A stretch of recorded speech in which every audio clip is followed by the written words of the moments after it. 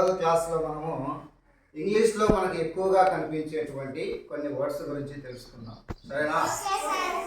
నా తర్వాత రిపీట్ చేయండి. Is, do, had, we, yours, her, there, am, does, I, as, he, it, who, are, did, me, our, him, its, how, was, has, my, you, his, they, what, were, have, mine, your, she, them, where,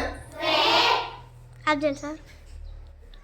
when, now, and these, may, shall, why, then, but, those, might, should, here, this, or, can, will, there, that, the, could, would.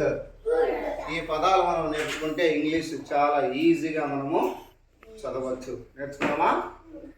Okay.